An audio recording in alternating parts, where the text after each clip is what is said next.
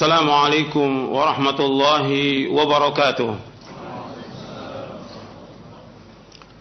إن الحمد لله نحمده ونستعينه ونستغفره ونعوذ بالله من شرور أنفسنا ومن سيئات أعمالنا.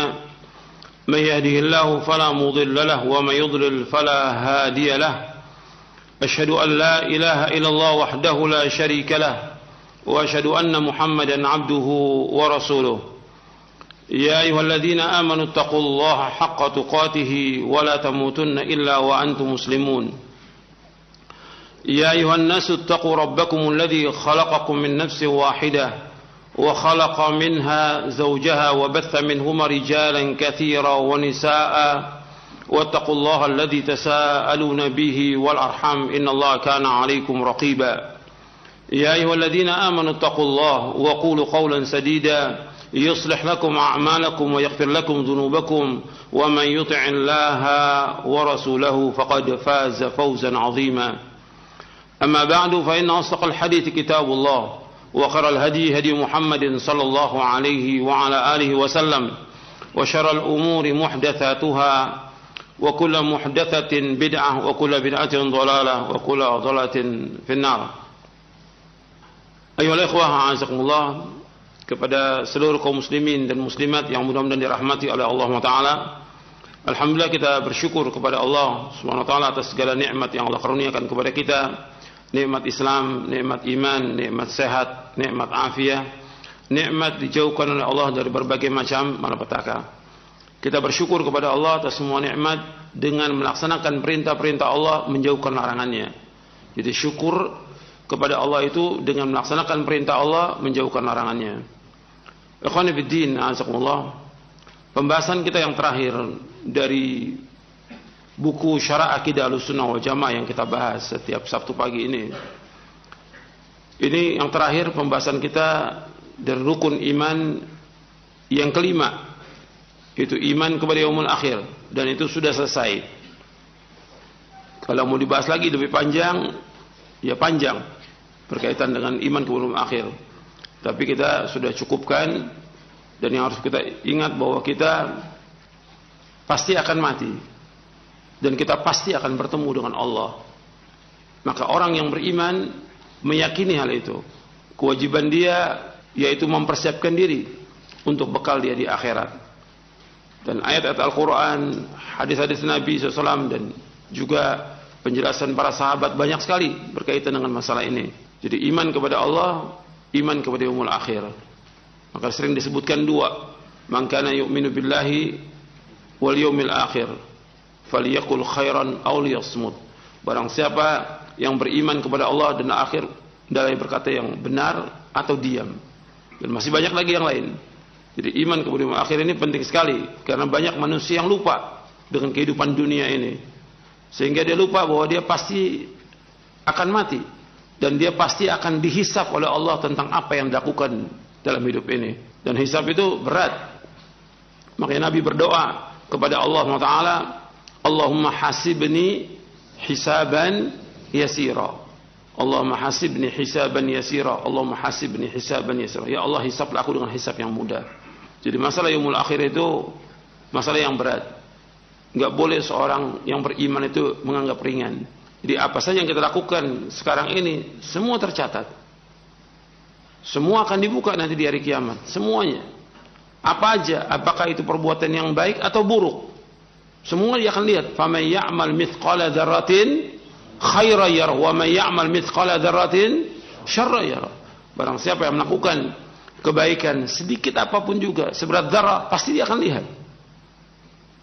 Kebaikan yang dilakukan sedikit aja, kecil, pasti akan dilihat. Barang siapa melakukan kejelekan sekecil apapun juga, dia pasti akan lihat. Jadi ikhwan fillah, azakumullah, orang yang beriman itu yang wajib ditumbuhkan bagi dia takut kepada Allah. Takut.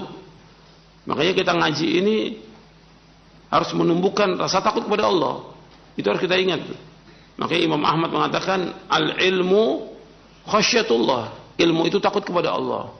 Bagaimana kita tumbuhkan? Semakin kita ngaji, semakin kita nuntut ilmu, kita baca Al-Quran, kita baca hadis Nabi, tambah takut kita kepada Allah. tambah takut kepada Allah, tambah kita menjauhkan perbuatan dosa dan maksiat. Orang beriman semakin diingatkan, semakin takut kepada Allah. Bukan tambah keras hatinya. Kita baca Al-Quran, setiap hari kita baca Al-Quran. Dan saya sudah ingatkan tuh, bahwa kita baca Al-Quran paling tidak minimal sehari 1 juz. Sehingga sebulan hatam. Setiap bulan hatam. Minimal 1 juz. Usahakan tuh. Setiap penuntut ilmu itu usahakan baca Al-Quran. Dan Al-Quran yang kita baca ini harus kita berusaha bagaimana dengan Al-Quran tambah lembut hati kita, tambah takut kita kepada Allah. Jangan seperti Ahlul Kitab. Ahlul Kitab, Taurat dan Injil lama pada mereka, tapi membuat hati mereka tambah keras. Diingatkan tambah jauh, dikasih tahu tambah ngelawan, diingatkan tambah sombong. Nggak boleh orang beriman seperti itu. Justru diingatkan tambah tunduk, tambah takut ya kepada Allah. Allah mengingatkan di dalam surah Al-Hadid, Allah berfirman, "Alam ya'ni alladziina aamanu an takhsha'a qulubuhum li dzikrillahi wa ma nazzala minal haqq wa la yakunu kalladziina utul kitaaba min qablu fatala 'alaihimul amadu faqasat qulubuhum wa katsirun minhum fasiqun." Belumkah datang waktunya kepada orang beriman untuk tunduk hati mereka, tunduk, takut kepada Allah, tambah khusyuk mereka kepada Allah. Janganlah mereka seperti orang-orang sebelum mereka dari Ahlul Kitab. Lama waktunya mereka membaca kitab itu, tapi bukan tambah takut ya kepada Allah. Faqasat qulubuhum, bertambah keras hati mereka. Wa katsirun minhum fasiqun, dan kebanyakan mereka adalah orang-orang fasik. Nanti antum lihat tuh ayatnya di dalam surah Al-Hadid. Allah mengingatkan di ayat 16 ya. Antum catat di surah 57. Alam ya'ni alladziina aamanu an takhsha'a qulubuhum li dzikrillahi wa ma nazzala minal haqq wa la yakunu kalladziina utul kitaaba min qablu fatala 'alaihimul amadu faqasat qulubuhum wa katsirun minhum fasiqun. Surah 57 ayat 16. Belumkah datangnya waktu, belum sampai datang waktunya kepada orang-orang beriman agar tunduk hati mereka li dzikrillah, untuk mengingat Allah. Jadi belumkah datang waktunya kepada orang beriman untuk tunduk hati mereka untuk ingat kepada Allah. Wa ma nazzala min haq, dan apa yang Allah turunkan dari kebenaran, yaitu Al-Quran ini. Isinya semua benar, isi Al-Quran dari awal sampai akhir semua isi benar. Dan Al-Quran menjelaskan semua masalah yang ada. Jadi untuk persiapan kita menuju akhirat, Allah sudah jelaskan lengkap dalam Al-Quran. Persiapan kita untuk menghadap Allah, akhirat, apa yang kita lakukan lengkap dalam Al-Quran. Bagaimana kita bermuamalah juga dijelaskan dalam Al-Quran. Semuanya lengkap.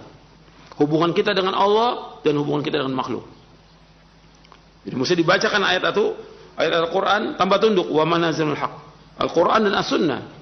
Wala yakunu kalladziina utul kitaba min qablu, janganlah mereka seperti orang-orang yang diberikan Alkitab sebelum mereka. Fatala 'alaihimul amad, lama waktunya atas mereka. Artinya Taurat itu bukan setahun 2 tahun, puluhan tahun ada pada mereka. Mereka baca itu. Injil mereka baca, tapi apa? Bukan tambah dekat mereka dengan Allah, bukan tambah takut. Di sini Allah sebutkan faqasat qulubuhum, tambah keras hati mereka, tambah jauh mereka dari Allah. Wa katsirun minhum fasiqun, kebanyakan mereka adalah orang-orang fasik. Ya Allah sudah sebutkan di sini kebanyakan mereka orang fasik. Kita jangan begitu. Justru dengan kita terus setiap hari membaca Al-Quran, tambah tunduk, tapi betul-betul kita takut kepada Allah. Itu harus kita tumbuhkan rasa takut kita kepada Allah Subhanahu wa ta'ala. Sebab dengan takut itu kita akan berusaha bagaimana melaksanakan perintah-perintah Allah, menjauhkan larangannya. Dengan takut kita kepada Allah, kita berusaha bagaimana mentauhidkan Allah, menjauhkan syirik. Dengan takut itu kepada Allah, kita akan berusaha bagaimana kita untuk melaksanakan sunnah, menjauhkan bid'ah.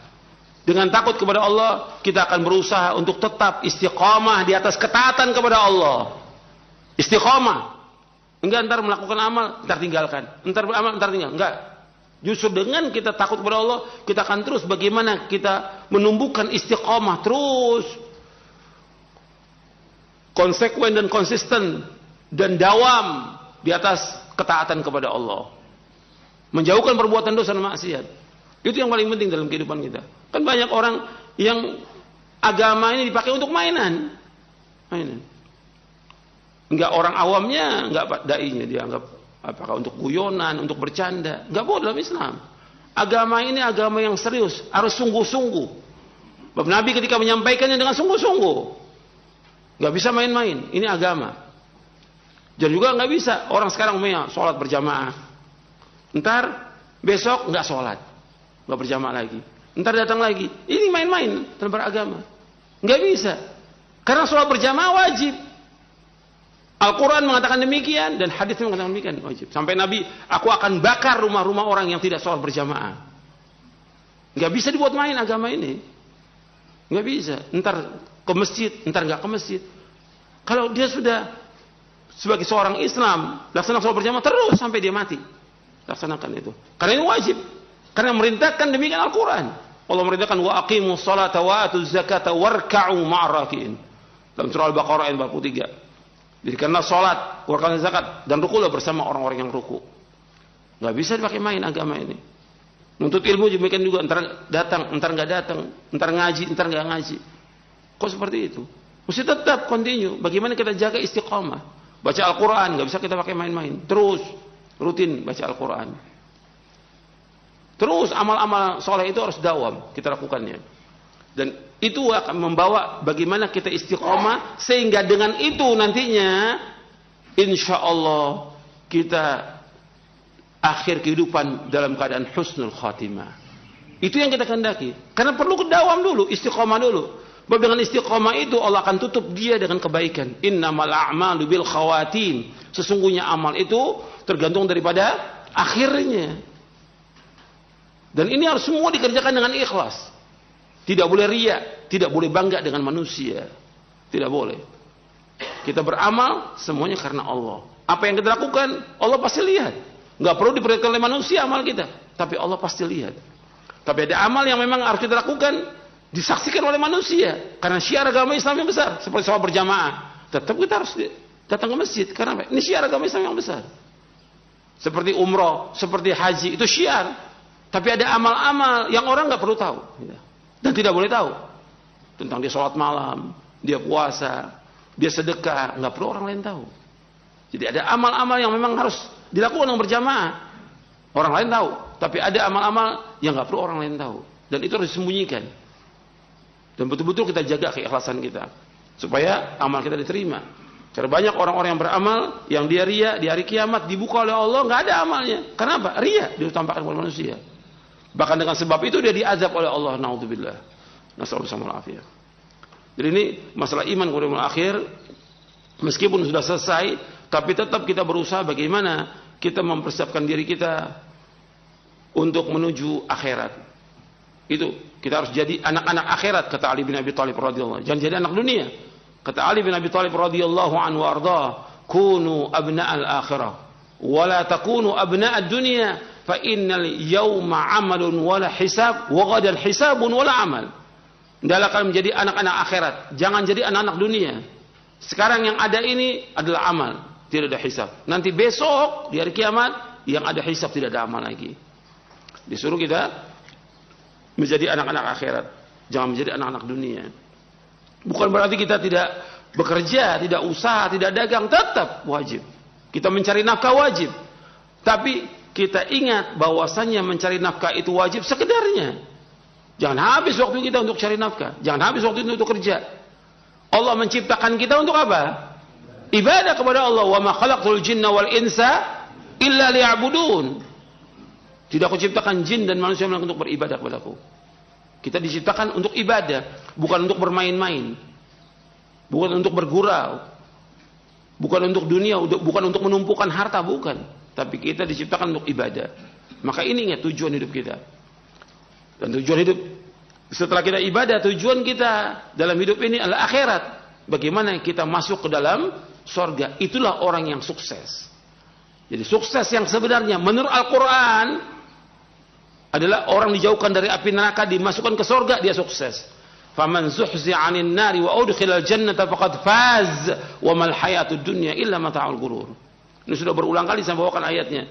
Surah Ali Imran surah 3 ayat 185, dicatat itu. Ali Imran ayat 185. Kullu nafsin dha'iqatul maut wa innama tuwaffawna ujurakum yawmal qiyamah faman zuhzi'a 'anil nari wa udkhilal jannata faqad faz wa mal hayatud dunya illa mata'ul ghurur. Setiap jiwa pasti akan mati. Pasti akan mati. Dan ganjaran kalian akan disempurnakan nanti pada hari kiamat.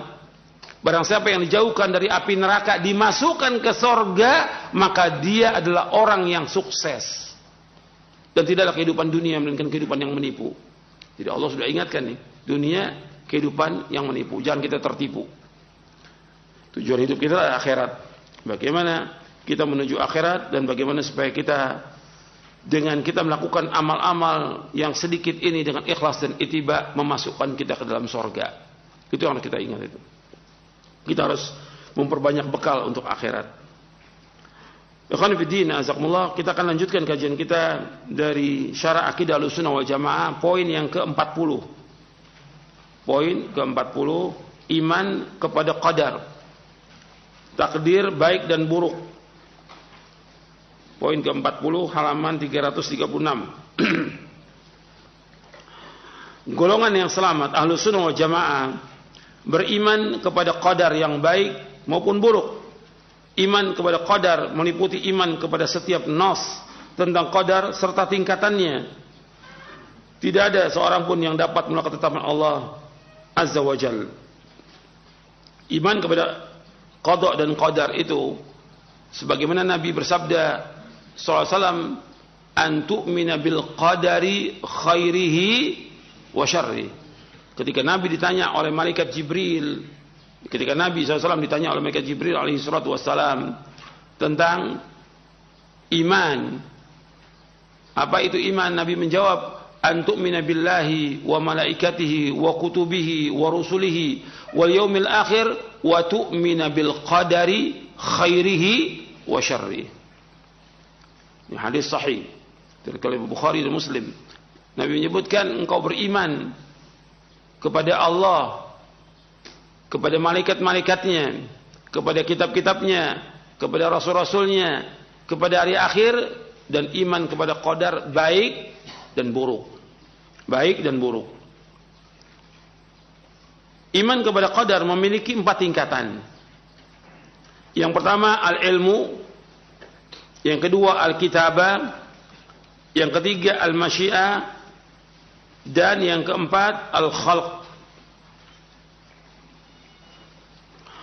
Iman kepada qadar memiliki 4 tingkatan. Yang pertama al-ilmu, yaitu mengimani bahwa Allah dengan ilmunya yang merupakan sifatnya yang azali dan abadi. Allah Maha mengetahui semua yang ada di langit dengan seluruh isinya, juga semua yang ada di bumi dengan seluruh isinya, serta apa yang ada di antara keduanya, baik secara global maupun secara rinci, baik yang sudah terjadi maupun yang akan terjadi. Allah Maha mengetahui tentang daun yang kering ataupun daun yang basah, biji-biji yang tumbuh dan lainnya. Allah Maha mengetahui semua yang gaib, dan Allah mengetahui segala amal perbuatan makhluknya. Allah mengetahui segala ihwal mereka, taat, maksiat, rezeki, ajal, bahagia, celaka dan lainnya. Jadi Allah mengetahui semuanya. Ilmunya Allah meliputi segala sesuatu. Qad ahata bi kulli syai'in ilma. Arti ilmunya Allah meliputi segala sesuatu. Tentang luasnya ilmu Allah, Allah berfirman di dalam surah Al-An'am, surah yang ke-6 ayat 59. Wa indahu mafatihul ghaibi la ya'lamuha illa hu wa ya'lamu ma fil barri wal bahr wa ma tasqutu min waraqatin illa ya'lamuha wa la habatin fi dhulumatil ardi wa la ratbin wa la yabisin illa fi kitabim mubin. Dan kunci-kunci semua yang gaib ada pada Allah. Tidak ada yang mengetahui melainkan Allah sendiri. Allah mengetahui apa yang ada di daratan dan di lautan. Tidak ada sehelai daun pun yang gugur yang Allah tidak mengetahuinya. Tidak ada sebutir biji pun dalam kegelapan bumi, dan tidak pula sesuatu yang basah atau yang kering yang tidak tertulis dalam kitab yang nyata. Artinya semua yang ada di langit, di bumi, semuanya sudah diketahui oleh Allah dan semua sudah tercatat di Lauh Mahfuz. Enggak ada satupun yang Allah tidak ketahui, enggak ada. Apapun yang terjadi, apa aja, itu Allah mengetahui. Itu perhatikan tuh. Semua yang terjadi di langit dan di bumi Allah mengetahui. Enggak ada sesuatu yang terjadi yang Allah enggak tahu. Enggak mungkin, tidak mungkin. Apa aja terjadi semuanya Allah mengetahui. Apakah umat Islam ini dalam kondisi senang, susah, diintimidasi, ada yang dibunuh, ada yang fakir, ada yang susah, adanya banjir, ada longsor, semuanya Allah tahu, semuanya. Dan itu pun berjalan semua dengan kehendak Allah, semuanya. Kita wajib mengimani itu. Jadi orang beriman, dia wajib mengimani semua yang berkaitan dengan masalah al-qada wal qadar. Makanya kita mengimani qadar itu baik dan buruk. Jadi Allah mengetahui. Makanya ketika kita ini susah, sulit, sakit, Allah tahu atau tidak? Tahu. Yang memberikan cobaan itu siapa? Allah. Jadi ngadukannya kemana? Kepada Allah. Sekarang banyak orang ngadukan kepada manusia. Ini menunjukkan kepada kebodohan.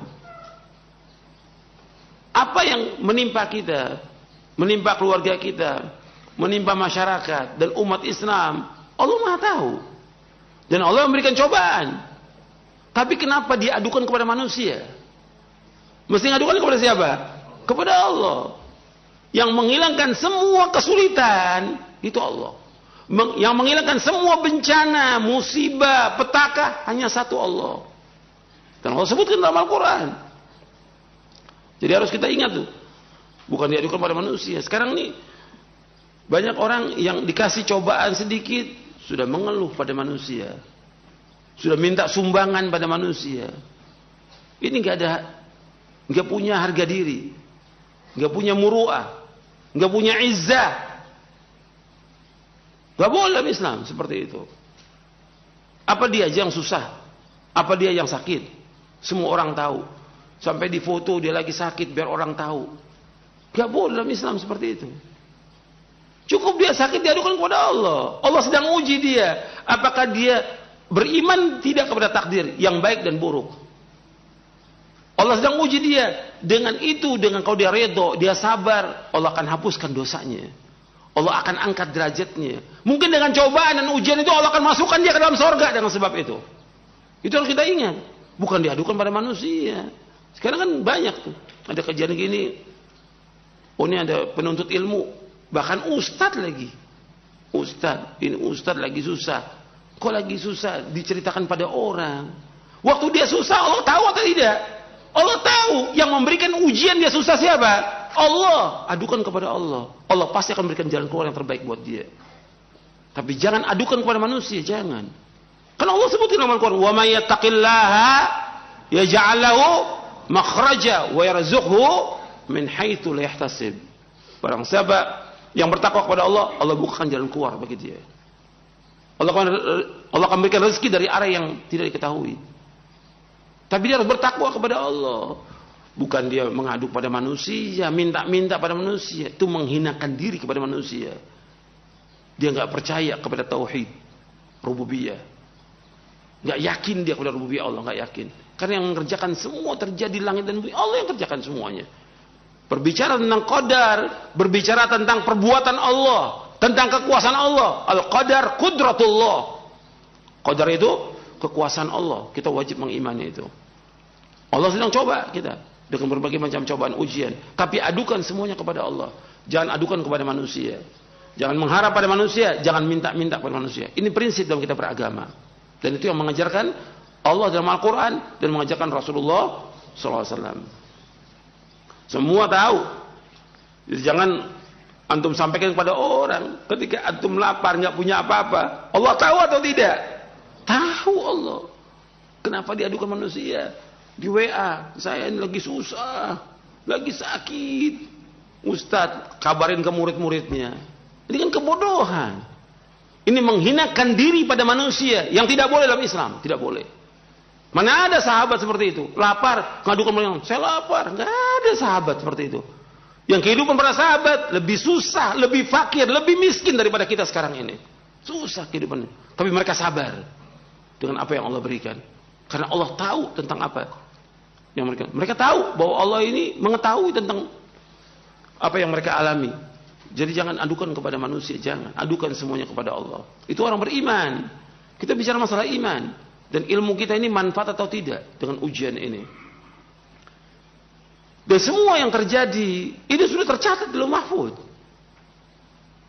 50.000 tahun Allah ciptakan. Makanya kita baca ini. Nggak akan berubah sudah. Apa yang dalam mahfuz tidak berubah. Tetap seperti itu. Yang hanya tahu hanya Allah, nggak ada yang tahu. Nabi-nabi, Rasul nggak ada yang tahu. Yang Allah tuliskan dalam mahfuz. Yang kedua, yaitu Alkitabah.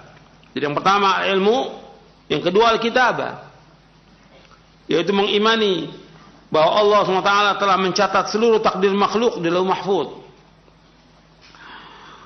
Nabi SAW bersabda, kataballahu maqadir al-khalaiqi qabla yakhluqa as-samawati wal arda bi 50 alf sanah. Kataballahu maqadir al-khalaiq. Allah telah menulis, kata Rasulullah SAW, Allah telah mencatat seluruh takdir makhluk qabla yakhluqa as-samawati wal arda bi 50 alf sanah. Allah telah mencatat seluruh takdir makhluk 50.000 tahun sebelum Allah menciptakan langit dan bumi. Hadis ini sahih, diriwayatkan oleh Imam Muslim, Tirmidzi, Ahmad, Abu Daud, At-Tayalisi dari sahabat Abdullah bin Amr bin As radhiyallahu anhuma. Nabi SAW juga bersabda, inna awwala ma khalaqallahu al-qalam. Qala uktub, qala rabbi wa madza aktub? Qala uktub maqadira kulli syai'in hatta taqum as-sa'ah. Nabi SAW bersabda, yang pertama kali Allah ciptakan adalah qalam, yaitu pena.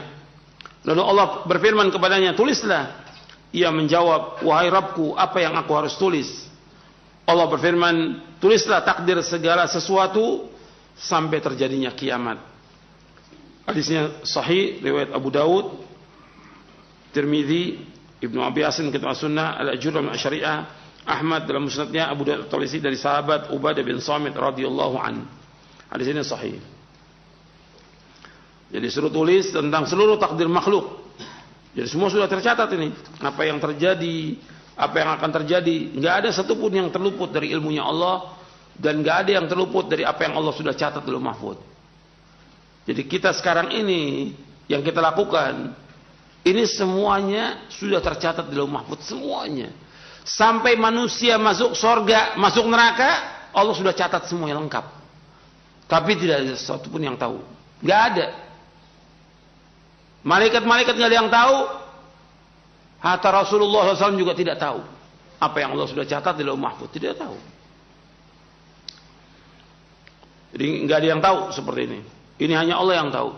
Ilmunya hanya Allah yang tahu. Allah berfirman dalam surah Al-Hajj ayat 70. Alam ta'lam anna Allah ya'lamu ma fis sama'i wal ard. Inna dzalika fi kitabin. Inna dzalika 'ala Allah yasir. Tidaklah engkau tahu bahwa Allah mengetahui apa yang di langit dan di bumi. Sungguh yang demikian itu sudah terdapat dalam sebuah kitab, yaitu Lauh Mahfuz. Sesungguhnya yang demikian itu sangat mudah bagi Allah. Artinya Allah mengetahui semua yang di langit, semua yang di bumi, semuanya. Nggak ada satupun yang terluput.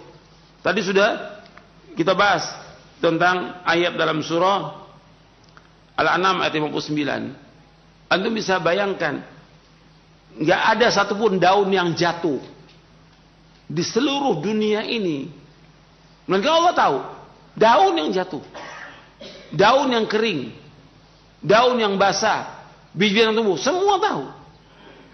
Jadi apa yang ada di langit, di bumi, di dalam lautan, semuanya Allah tahu. Nggak ada yang terluput dari ilmunya Allah. Nggak mungkin ada sesuatu yang Allah tidak ketahui. Tidak mungkin. Kenapa? Ilmunya Allah meliputi segala sesuatu. Dan semua yang terjadi di langit dan di bumi, semua sudah tercatat dalam mahfuz. Semuanya. Apa aja? Seperti yang sekarang. Terjadinya gempa, longsor, banjir. Itu sudah tercatat 50.000 tahun sebelum Allah menciptakan langit dan bumi. Sudah tercatat semuanya. Gitu. Makanya itu harus kita ingat bahwa Allah Maha mengetahui semuanya. Semuanya tercatat dalam mahfuz. Enggak ada satupun yang terjadi yang tidak tercatat. Tidak mungkin, enggak mungkin. Semua sudah tercatat. Karena yang mengatakan demikian Allah dalam Al-Quran dan juga Rasulnya Sallallahu Alaihi Wasallam. Allah juga berfirman dalam surah Al-Hadid. Dalam surah Al-Hadid ayat 22, "Ma asaba min musibatin fil ardi wala fi anfusikum illa fi kitabin min qabli an nabra'aha inna dzalika 'ala Allah yasir. Likay la ta'saw 'ala ma fatakum wa la tafrahu ma atakum. Wallahu la yuhibbu kulla mukhtalin fakhur." Di surah Al-Hadid ayat 22, ayat 23. Saya tulis di situ ayat 22-nya. Tidaklah musibah, bencana yang menimpa di bumi dan yang menimpa dirimu sendiri, semuanya telah tertulis di Lauh Mahfuz. Itu dalam kitab, itu Lauh Mahfuz sebelum kami mewujudkannya. Inna dzalika yasir, yang demikian itu mudah bagi Allah. Likai la ta'saw 'ala ma fatakum, supaya kalian tidak berduka cita dengan apa yang terluput dari kalian. Wala tafrahu bima atakum, dan supaya kalian tidak bergembira dengan apa yang kalian peroleh. Wallahu la yuhibbu kulla mukhtalin fakhur. Sungguhnya Allah tidak menyukai orang-orang yang sombong dan angkuh. Artinya Allah sudah menciptakan semuanya dan Allah sudah takdirkan semuanya sebelum Allah menciptakannya. Dan itu mudah bagi Allah supaya manusia tidak bergembira dengan apa yang dia peroleh. Karena apa yang diperoleh, apa aja yang diperoleh, itu suatu waktu juga akan hilang. Pasti akan hilang dan lenyap. Dan juga tidak boleh dia berduka cita terhadap apa yang luput. Enggak boleh berduka cita dengan apa yang luput bagi dia. Apakah meninggalnya orang tua dia, anaknya, istrinya, suaminya, atau hartanya, atau dia bangkrut atau yang lainnya. Jangan duka cita, karena Allah sudah takdirkan demikian. Dan apa yang Allah takdirkan buat kita, itu yang terbaik buat kita. Jadi semua sudah tercatat di Lauh Mahfuz. Oleh karena itu, apa yang telah ditakdirkan menimpa manusia tidak akan meleset darinya. Dan apa yang ditakdirkan tidak mengenai manusia, maka tidak akan mengenainya. Sudah kering tinta pena itu dan sudah ditutup semua catatan. Ini dalam hadis yang sahih yang diriwayatkan oleh Imam Ahmad, Tirmidzi dan yang lainnya. Takdir ini mengikuti ilmunya Allah. Takdir ini mengikuti ilmu Allah, baik secara global maupun rinci. Pertama, bahwa Allah Subhanahu wa taala telah mencatat dalam Lauh Mahfuz segala sesuatu yang dikehendakinya. Sedangkan apabila Allah menciptakan janin ketika mencapai 4 bulan, maka Allah SWT mengutus kepadanya seorang malaikat yang diperintahkan untuk mencatat 4 hal, yaitu tentang rezekinya, ajalnya, amalnya, serta celaka atau bahagia. Ini hadis Sahih riwayat Bukhari dan Muslim. Artinya ketika janin itu berumur 120 hari di perut ibunya, ditiupkan ruh, ya 120 hari itu ditiupkan ruh, maka dicatat itu semuanya, rezekinya, ajalnya, amalnya, serta celaka atau bahagia. Jadi sudah tercatat. Orang beriman kalau sudah mengetahui ini, tenang dia. Makanya dikatakan oleh para ulama salaf bahwa mengimani qadar itu yudhibul hamma wal gham. Beriman kepada qadar itu menghilangkan kesusahan, kesedihan, kegundahan, akan hilang itu. Mengimani itu. Sudah ajal. Jadi kalau ada yang meninggal, ya sudah ajal, enggak usah takut. Ada penuntut ilmu meninggal, ada ustadz meninggal, ada syekh meninggal. Ya berarti udah apa ini? Sudah ajal, sudah waktunya. Enggak usah ditakuti. Dan kita pun akan apa? Mengikuti mereka. Kan ketika kita ada yang meninggal, kita ucapkan apa? Inna lillahi wa inna ilaihi raji'un. Sungguh kita milik Allah dan kita akan kembali kepada Allah.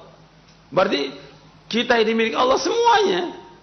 Yang sudah meninggal dan kita pun akan kembali kepada Allah. Makanya ketika kita masuk ke pemakaman, yang kita ucapkan apa? Assalamualaikum ahlad diyar minal mu'minin wal muslimin wa inna insyaallah bikum lahiqun. Nas'alullah sama. Saya ulangi lagi.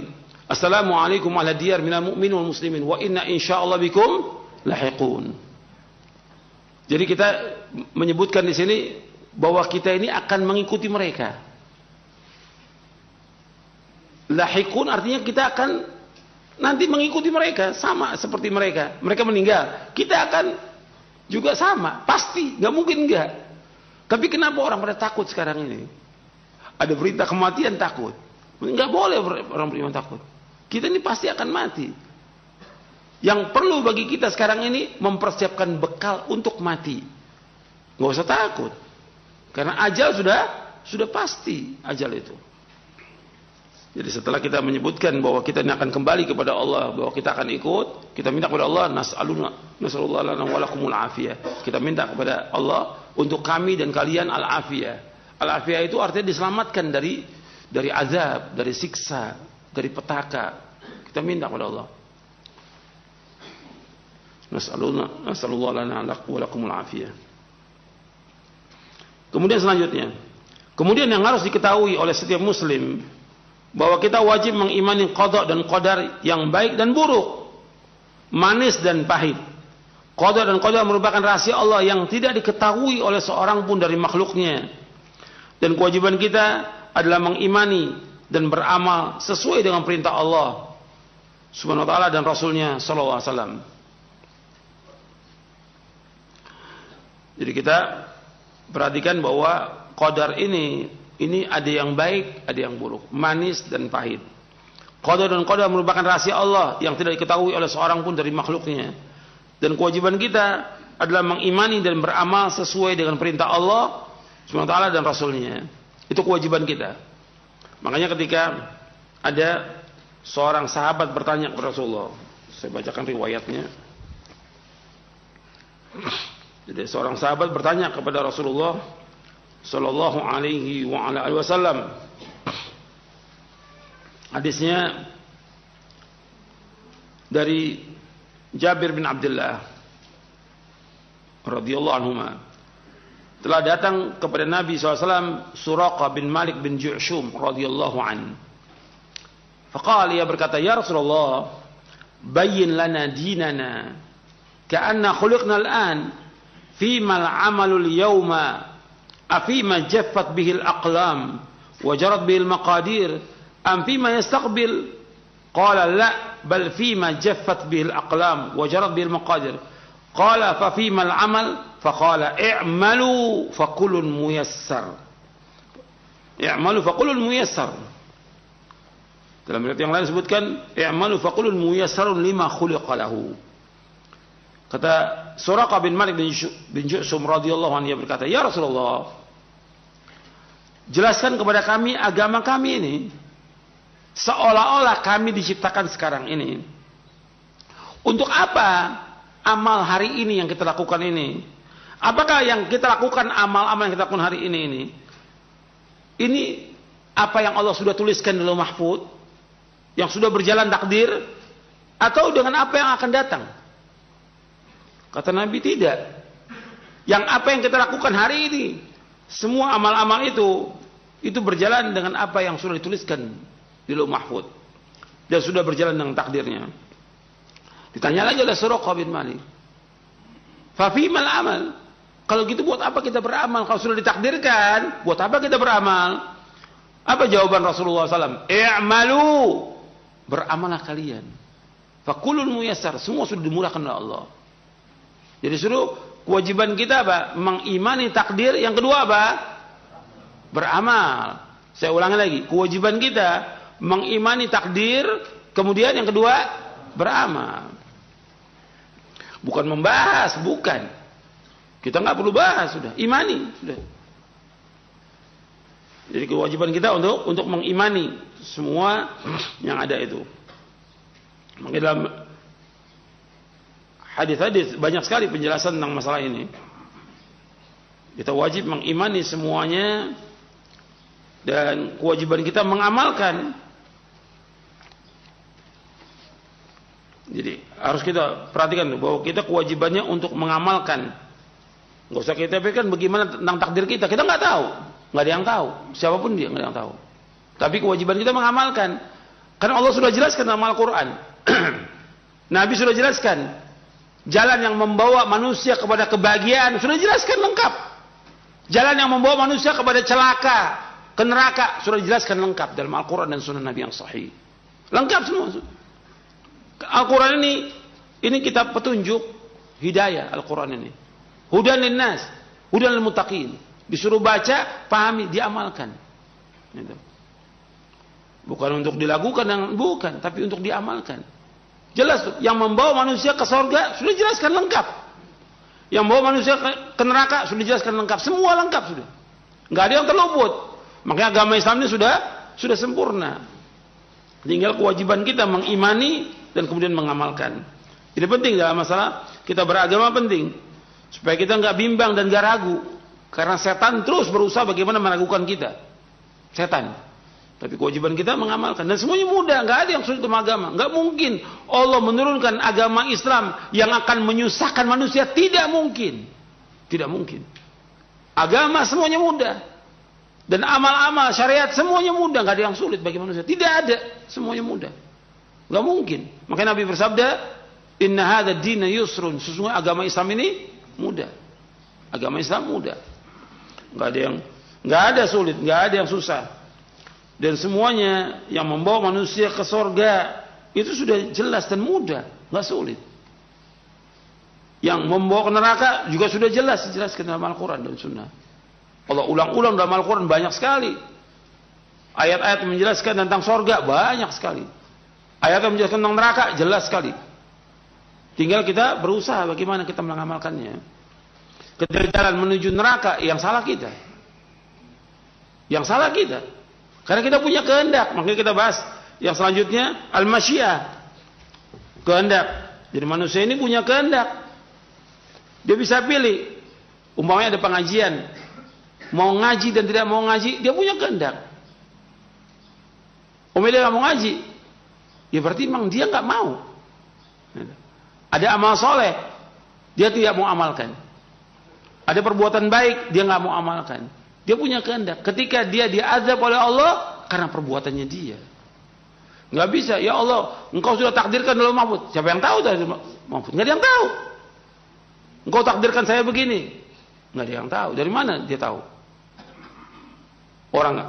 Jadi nggak boleh orang itu menggunakan takdir dalam perbuatan dosa dan maksiat, nggak boleh. Kalau musibah boleh. Musibah umpamanya terjadi banjir. Ini takdir Allah, betul. Kemudian anaknya dia meninggal, takdir Allah, betul. Dalam masalah musibah. Kalau menggunakan takdir dalam masalah maksiat nggak boleh. Saya nggak sholat karena takdir Allah. Saya mencuri takdir Allah. Orang berzina takdir Allah, nggak boleh. Tidak boleh. Dosa besar. Tapi kalau masalah musibah boleh dia mengatakan ini takdir Allah. Kemudian yang ketiga, al-masyiah, kehendak. Itu bahwa apa yang Allah kehendaki pasti terjadi. Dan apa yang tidak dikehendakinya tidak akan terjadi. Semua gerak-gerik yang terjadi di langit dan di bumi hanya dengan kehendak Allah. Tidak ada sesuatu yang terjadi di dalam kerajaannya apa yang tidak diinginkan oleh Allah. Artinya nggak mungkin ada terjadi di langit dan bumi yang Allah nggak kehendaki, nggak mungkin. Semua berjalan dengan kehendak Allah. Mengimani masyiah, kehendak Allah yang pasti terlaksana. Dan kudrah kekuasaan Allah yang meliputi segala sesuatu. Tentang hal ini Imam Asy-Syafi'i rahimahullah berkata, kata beliau, "Ma syi'ta kana wa illam asya' wa ma syi'tu illam tasha' lam yakun. Khalaqtal ibada ala ma 'alimta fa fil ilmi yajri al-fata wal musin. Ala dha mananta wa hadha khadalta wa hadha a'anta wa hadha lam tu'in. Fa minhum syaqiyyun wa minhum sa'id." Wa min qabih wa minhu hasan.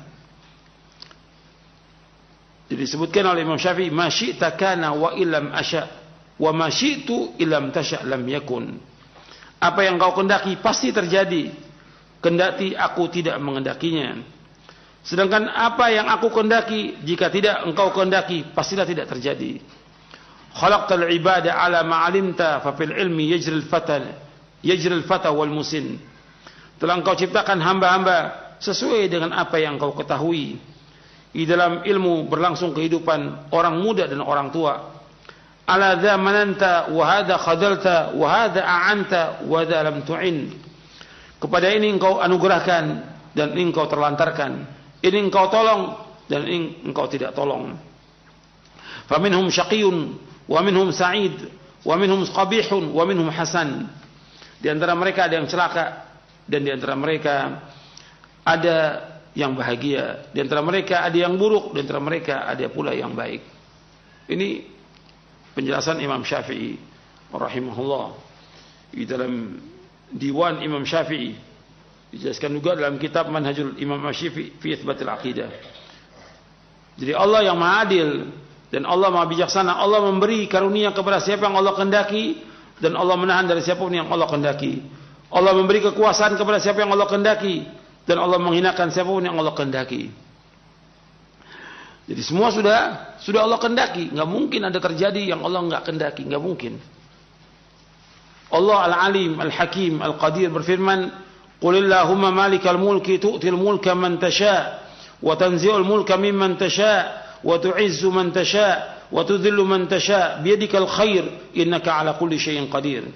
Tulijul laila fin nahari wa tulijul nahara fil lail wa tukhrijul hayya minal mayt wa tukhrijul mayta minal hayy wa tarzuqu man tasha'u bighairi hisab. Katakanlah Muhammad, wahai Rabb, pemilik kekuasaan, engkau berikan kekuasaan kepada siapa yang engkau kehendaki. Engkau cabut kekuasaan dari siapa yang engkau kehendaki. Engkau muliakan siapa yang engkau kehendaki dan engkau hinakan siapa yang engkau kehendaki. Di tangan engkaulah segala kebajikan. Sungguh engkau maha kuasa atas segala sesuatu. Engkau masukkan malam ke dalam siang, engkau masukkan siang ke dalam malam. Engkau keluarkan yang hidup dari yang mati, engkau keluarkan yang mati dari yang hidup.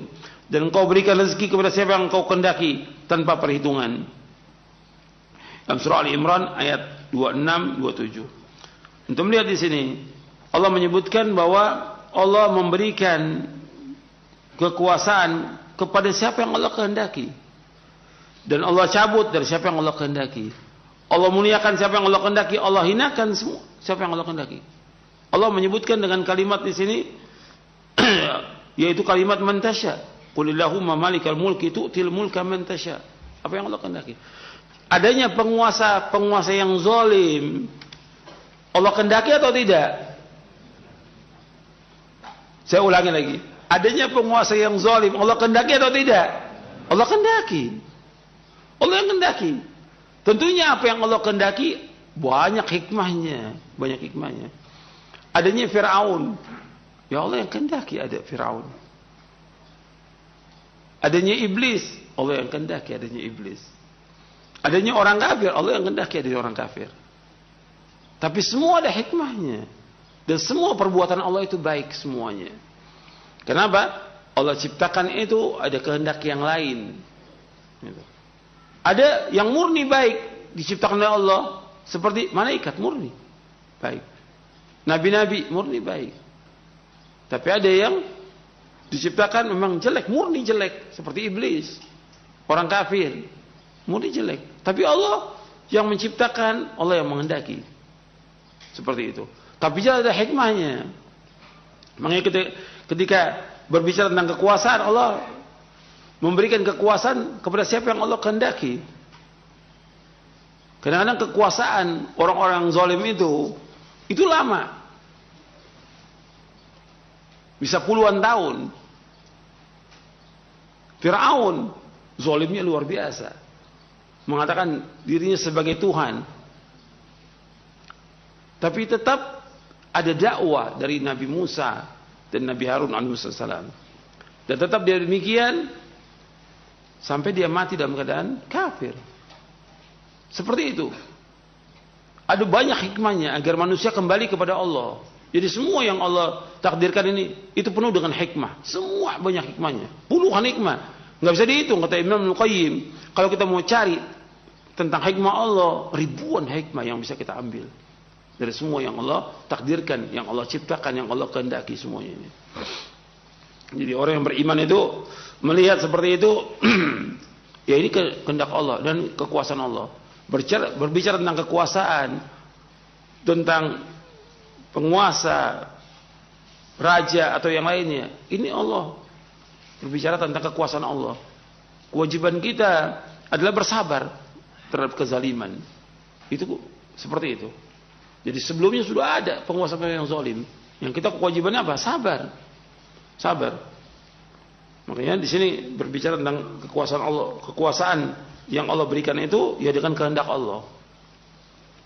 Kadang banyak kita lihat penguasa-penguasa yang zalim membunuh kaum muslimin, bukan satu, bukan dua, ratusan ribu, mungkin sudah jutaan sekarang ini. Contohnya seperti Syria, Bashar Assad. Orang semuanya bilang, kok nggak mati-mati dia? Sampai sekarang nggak mati-mati. Ini berjalan dengan kehendak Allah. Tentu ada hikmahnya. Kenapa Allah tetapkan dia seperti itu? Ada hikmahnya. Dan juga ada sebabnya yang kaum muslimin mesti mengambil pelajaran.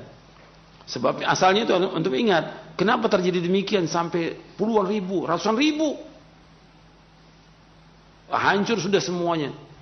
Itu awalnya apa? Awalnya kaum muslimin gak sabar. Dan harus ingat ini. Awalnya kaum muslimin gak sabar. Apa? Demo kepada penguasa. Tuh ingat tuh. Demo kepada penguasa. Akhirnya apa? Ya penguasa gak mau didemo. Gak mau diberontak oleh rakyatnya. Yang ada terus pembunuhan kaum muslimin. Sampai hari ini. Belum selesai itu. Maka ini disuruh ketika menghadapi penguasa yang zalim, jahat. Disuruh apa oleh Rasulullah SAW? Disuruh apa? Sabar. Sabar. Yang penting kita melaksanakan ibadah kepada Allah. Menjauhkan perbuatan maksiat. Sabar. Jadi jangan kemudian kita seperti, oh saya bisa mampu melengsarkan. Ini kekuasaan berkaitan dengan kekuasaan Allah. Penguasa ini diberikan oleh Allah kekuasaan sebagai cobaan ujian buat dia. Karena kita mau lengsarkan apa yang Allah sudah berikan. Bagaimana? Ini masa kekuasaan Allah. Yang kita harus sabar. Dan sebelum kita banyak.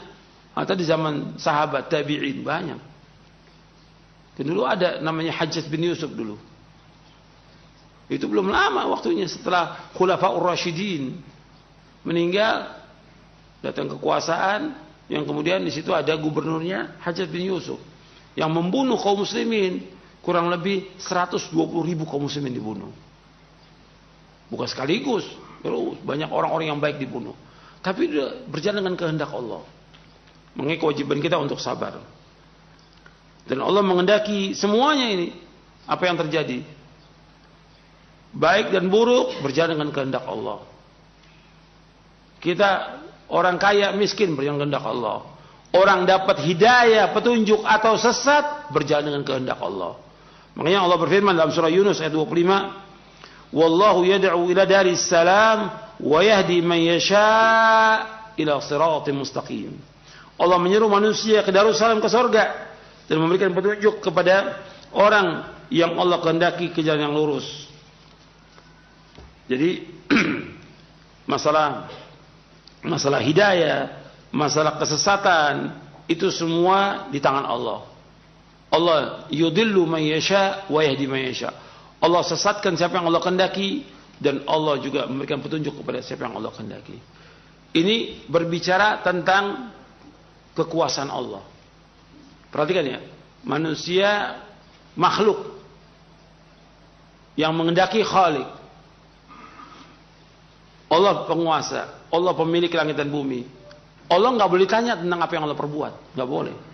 La yus'alu amma yaf'alu wa hum yus'alun. Makanya dalam masalah qada dan qadar itu nggak, kita harus jauhkan lima wa kaifa. Kenapa begini? Bagaimana kok bisa begini terjadi? Nggak boleh. Karena ini menentang takdir. Kewajiban kita mengimani sudah. Karena Allah sebagai penguasanya. Allah menghendaki demikian. Kewajiban kita untuk mengimani itu. Tapi yang harus kita ingat bahwa Allah punya kehendak. Manusia punya kehendak atau tidak? Punya kehendak. Manusia punya kehendak. Tapi apa yang dikehendaki oleh manusia tidak lepas dari kehendak Allah. Wa ma tasyauna illa ayyasha Allah Rabbul Alamin. Dan tidak akan berkehendak melainkan apa yang dikehendaki oleh Allah Rabbul Alamin. Ya, saya pikir sampai di sini dulu karena ini panjang pembahasannya.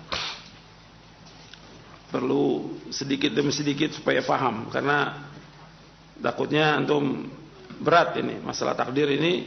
Cuma yang pokok pada akhirnya semua ilmu itu mudah. Kewajiban kita yang paling pokok adalah mengimani dan mengamalkan. Itu penting dalam masalah takdir. Jangan nanya, kok kenapa begini, kok kenapa begini, yang nggak bisa dijawab. Kok kenapa Allah ciptakan ini? Kok kenapa terjadi begini? Allah sudah kehendaki. Kita nggak berhak ngatur. Yang memiliki siapa? Allah. Kan manusia sekarang pengen jadi ngatur dia. Untuk urusan manusia aja, manusia ngatur. Ini ya, urusan Allah aja manusia pengen ngatur. Apalagi urusan manusia. Kan nggak boleh.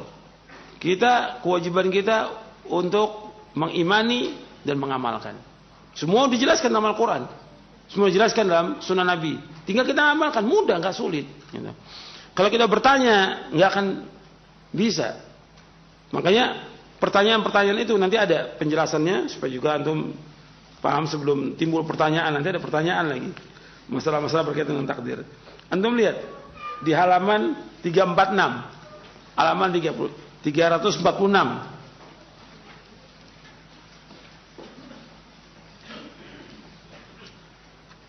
Kata Imam Abu Ja'far At-Tahawi rahimahullah yang wafat tahun 321 Hijriah, beliau berkata, takdir adalah rahasia Allah. Takdir adalah rahasia Allah yang tidak dapat diketahui oleh hambanya. Tidak dapat diketahui oleh hambanya.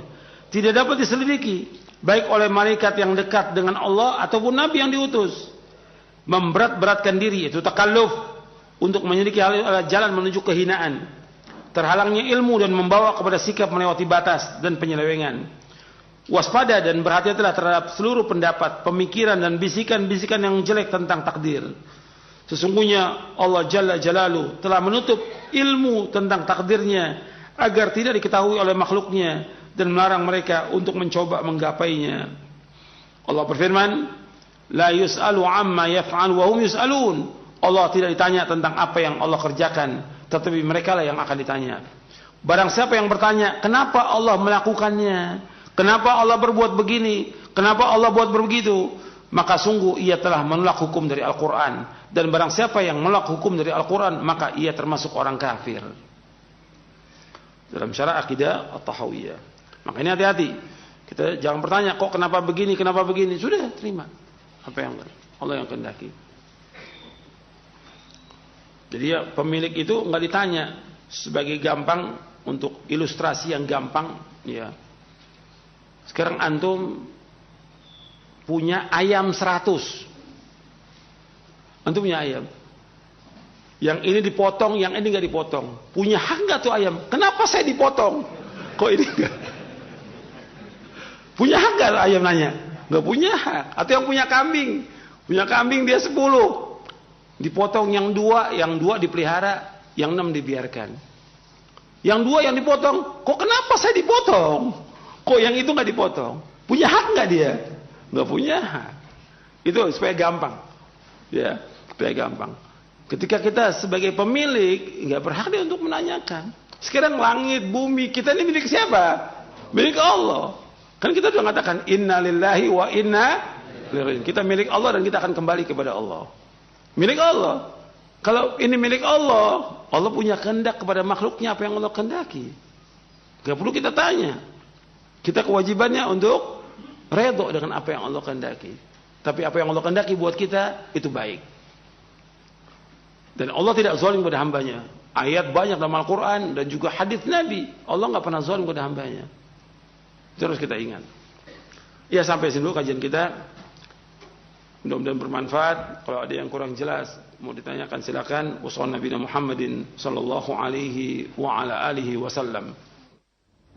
Baik, terima kasih untuk Al-Ustaz Jazakallah khairan. Materi bahasan nasihat yang telah disampaikan sangat bermanfaat sekali. Ikhwatal Islam, pendengar dan pemirsa, kita memasuki sesi interaktif. Untuk pertanyaan kami akan angkat dari pesan singkat 0819896543 atau bisa Anda sampaikan melalui telepon 0218236543. Kami akan angkat pertama dari pesan singkat terlebih dahulu. Ya, ada pertanyaan dari pendengar kita, hamba Allah di Bogor. Assalamualaikum warahmatullahi wabarakatuh. Ustaz, mohon penjelasannya terkait dengan ayat Al-Quranul Karim surat Ar-Ra'd ayat 11. Di dalamnya Allah menyebutkan bahwa Allah tidak akan mengubah keadaan suatu kaum sebelum mereka mengubah keadaan mereka sendiri. Pertanyaannya Ustaz, apakah maksud dari ayat ini adalah takdir manusia yang sudah tercatat di dalam Lauhul Mahfuz dapat berubah akibat perbuatan manusia itu sendiri? Mohon nasihat dan penjelasannya. Jazakallahu khairan, barakallahu fiik.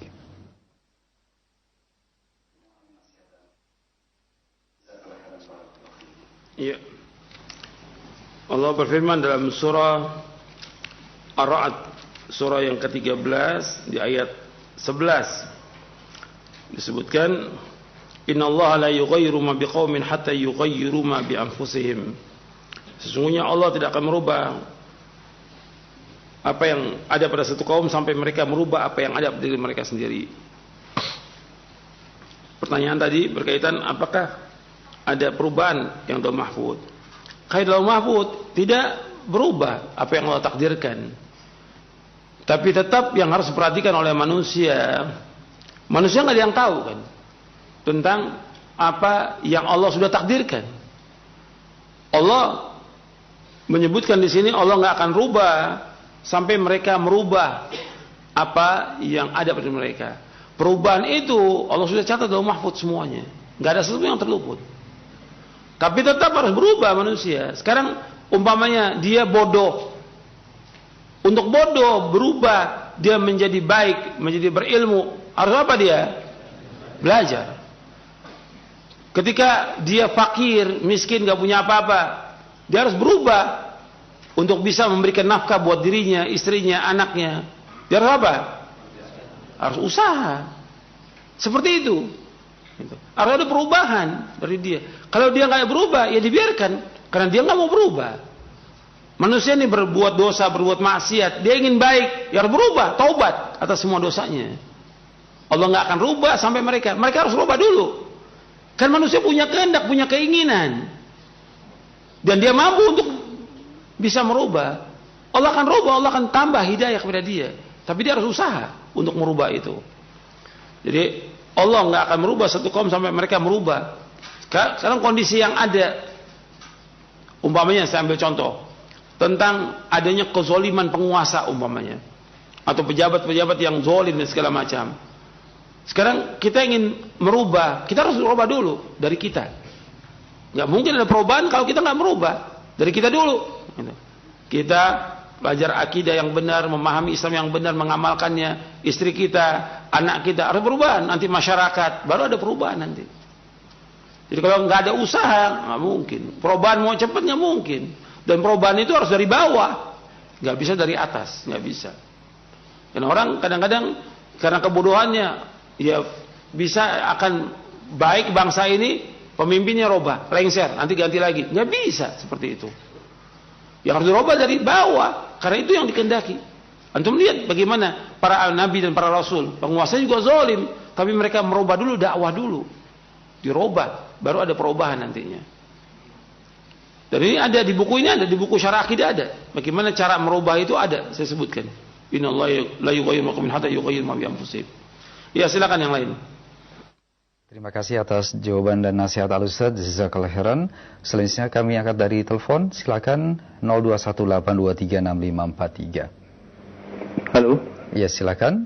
Saya ya. Iya, silakan Bapak. Dengan Bapak siapa dari mana? Dengan Kang Wance dari Jakarta Selatan. Silakan. Assalamualaikum Bapak. Ustaz. Waalaikumsalam warahmatullahi wabarakatuh. Ini kok di TV tapi masih bisa nggak nih Ustaz jadinya? Ya, silakan langsung ke pertanyaannya. Bapak via telepon saja Pak ya. Oh gitu, Iya. langsung. Iya, silakan. Oh gitu. Ada delay Bapak, silakan Pak. Oke, delay. Oke. Jadi begini. Ustaz kan tadi menyampaikan apabila ada pemimpin yang zalim, ya, intinya kita harus bersabar dan bersabar. Tapi di dalam surah Ar-Ra'd tadi, la yughayyiru bi qaumin wa la yughayyiru, yang seperti itu tadi. Yeah. Nah, kita Allah tidak akan merubah suatu kaum, entah nikmat, entah kondisi, entah situasi, kecuali kaum itu sendiri yang berubahnya. Nah, berarti kan kita sabar ini, apakah sabar dan berdoa saja, atau lalu usahanya di mana? Iya. Nah, Nah, usahanya itu begini, misal, apakah ada perjuangan, ya memang bukan memberontak sebelum ke arah sana, sebelum demo, ya kan? Apakah kita ini harus ada usaha gitu loh, tidak hanya sabar dan bentuk usahanya saja. Bagaimana begitu Pak? Ada usahanya, ada ikhtiar Ustaz. Ikhtiarnya itu bagaimana kalau menghadapi pemimpin atau orang-orang yang zalim. Karena kan saya setuju 100%, jangan sampai kita memberontak atau frontal, akhirnya jadilah kehancuran seperti Suriah. Terima kasih Pak atas interaksi dan pertanyaan yang diajukan. Barakallahu fiik, kita sampaikan untuk Al-Ustaz. Tafadhal Ustaz. Jadi pertanyaannya bagaimana kita bersabar dengan pemimpin yang zalim? Jawabannya ada di buku ini di halaman 573 dan seterusnya. Jawabannya ada di buku Syarah Aqidah Ahlussunnah wal Jamaah halaman 573. Saya bawakan penjelasan Imam Al-Qadhi Ali bin Muhammad bin Abdul Izz Ad-Dimashqi Al-Hanafi rahimahullah, yang terkenal dengan Imam Ibn Abdul Izz, yang wafat tahun 792 Hijriah. Beliau berkata, hukum mentaati ulil amri adalah wajib. Arti penguasa atau presiden itu wajib selama tidak dalam kemaksiatan, meskipun mereka berbuat zalim. Karena kalau keluar dari ketaatan kepada mereka akan menimbulkan kerusakan yang berlipat ganda dibanding dengan kezaliman penguasa itu sendiri. Bahkan bersabar terhadap kezaliman mereka dapat melebur dosa-dosa dan dapat melipat gandakan pahala. Karena Allah Azza wa Jalla tidak akan menguasakan mereka atas diri kita, melainkan disebabkan kerusakan amal perbuatan kita juga. Maksudnya adanya pemimpin-pemimpin yang zalim, penguasa yang zalim dengan sebab dosa siapa? Rakyatnya. Adanya penguasa yang zalim dengan sebab dosa rakyatnya. Balasan itu sesuai dengan amal perbuatan. Maka hendaklah kita bersungguh-sungguh memohon ampun kepada Allah, bertobat serta memperbaiki amal perbuatan kita. Allah berfirman, "Wa ma asabakum min musibatin fa bima kasabat aydikum wa ya'fu an katsir." Dan musibah apapun yang menimpa kamu adalah karena perbuatan tangan kamu sendiri, dan Allah memaafkan sebagian besar dari kesalahan-kesalahanmu. Dalam surah Asy-Syura ayat 30. Allah juga berfirman di dalam surah Al-An'am ayat 29, "Wa kadzalika nuwalli ba'dadh dhalimina ba'dhan bima kanu yaksibun." Dan demikianlah kami jadikan sebagian orang-orang zalim berteman dengan sesamanya sesuai dengan apa yang mereka kerjakan. Ada juga yang mengartikan demikianlah kami menguasakan sebagian orang-orang zalim atas sebagian mereka dengan sebab dosa-dosa mereka. Apabila rakyat ingin selamat dari kezaliman pemimpin mereka, hendaknya mereka meninggalkan kezaliman itu. Kezaliman yang dilakukan rakyat banyak, bukan satu, bukan ratusan, ribuan. Rakyat berbuat syirik, berbuat maksiat, berbuat bid'ah, meninggalkan sholat, durhaka pada orang tua, mengambil hak orang lain, dan ini banyak ribuan udah kesalahan. Ketika mereka berbuat kezaliman, maka penguasa juga ya zalim. Itu. Makanya Syekh Albani rahimahullah berkata, penjelasan ayat di atas sebagai jalan selamat dari kezaliman para penguasa yang warna kulit mereka sama dengan kulit kita, berbicara sama dengan bahasa kita. Karena itu agar umat Islam selamat dari pemimpin yang zalim. Untuk selamat bagaimana? Yang pertama, hendaknya kaum muslimin bertaubat kepada Allah atas semua dosa. Dosa yang paling besar apa? Syirik. Itu. Kemudian yang kedua, hendaknya mereka memperbaiki akidah mereka, memperbaiki tauhid. Dan ini belum dilakukan oleh umat Islam, belum.